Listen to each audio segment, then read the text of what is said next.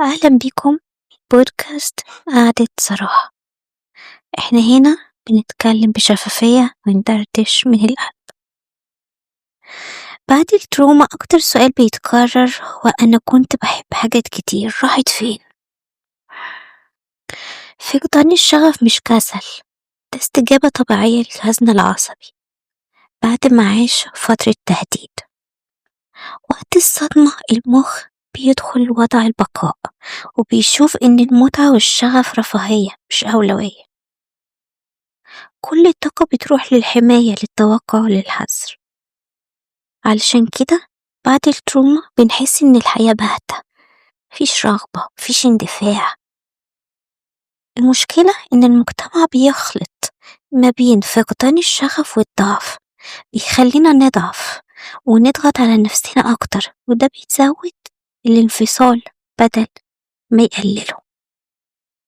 الحقيقة إن الشغف مراحش، هو بس مستخبي ورا طبقة أمان، مستني الظروف اللي تخليه يرجع تاني من غير خوف.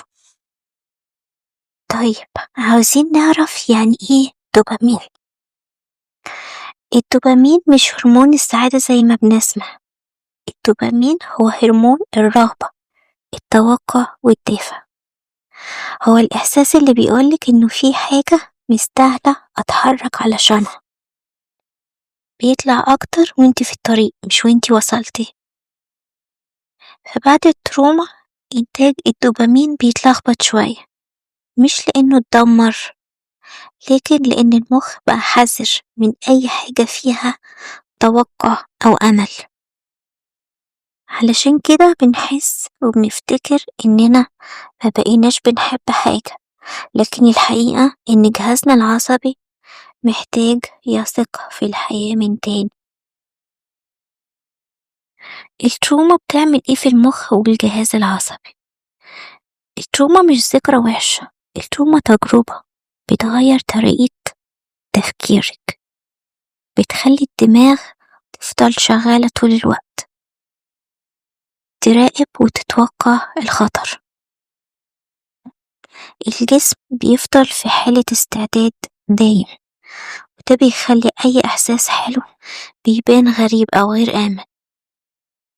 علشان كده ناس كتير بعد التروما بتقول لما أفرح بحس بقلق. الجسم اتعلم يربط الأمان بالهدوء مش بالمتعة. التشافي هنا مش تفكير إيجابي، التشافي هنا إننا نعلم الجهاز العصبي إن اللحظات الحلوة مش خطر. ليه بنلجأ للدوبامين السريع بعد الصدمة؟ بعد الصدمة المخ بيبقى جعان بس مش مستعد يستثمر في طريق طويل، فبيدور على المصادر السريعة زي السوشيال ميديا، أكل، شوبينج، علاقات، مسلسلات. دي مش خطايا ولا ضعف، دي محاولة بقاء. المشكلة إن الدوبامين السريع هنا بيطلع بسرعة وينزل أسرع، فبيسيب وراه فراغ وذنب كبير، فبندخل في دايرة استهلاك بدل تشافي. فهم النقطة دي حرفيا بيريحنا من جلد الذات، وبيفتح باب التغيير الهادي بدل العقاب. طيب ايه الفرق ما بين الاكتئاب والتروما؟ مش كل فقدان شغف بيبقى اكتئاب. الاكتئاب غالبا بيكون خلل كيميائي عام، لكن التروما بيكون خلل في الإحساس بالأمان.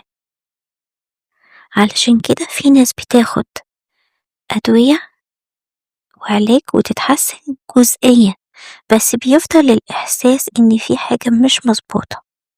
ليه؟ لأن المشكلة مش بس كيمياء، المشكلة إن جهازك العصبي لسه عايش في الماضي. في هنا محتاج أمان، علاقات داعمة، تنظيم عصبي، مش بس تحفيز. إزاي نرجع الدوبامين من تاني؟ رجوع الدوبامين مش بالقوة، مش بالرياضة العنيفة ولا بالأهداف الكبيرة. الدوبامين بعد التروما بيرجع بحاجات صغيرة وإنجازات بسيطة، حركة بطيئة، فضول من غير ضغط، نوم منتظم، كل مرة الجسم هيحس إنه عمل حاجة وأنجز فيها، الدوبامين بيزيد شوية شوية. التشافي هنا بيبقى تراكمي، الشغف الحقيقي ما بيرجعش فجأة، هو بيرجع في تفاصيل صغيرة، اهتمام خفيف، رغبة بسيطة، نفس أهدى. يمكن وقتها تحسي إنك عاوزة تسمعي أغنية، تمشي شوية، تتكلمي مع حد. دي علامات إن الجهاز العصبي رجع يثق في الحياة وفي الناس من تاني. عاوزاكي تفتكري إن انتي مش فاقدة الشغف، انتي بتتعلمي تحسي بالأمان من تاني وعلى مهلك، لأنه الحياة بترجع مش لما نضغط عليها لكن لما نطمن. لو عجبكم الفيديو ما تنسوش تعملوا لايك وشير عشان يوصل لكم كل جديد. بحبكم.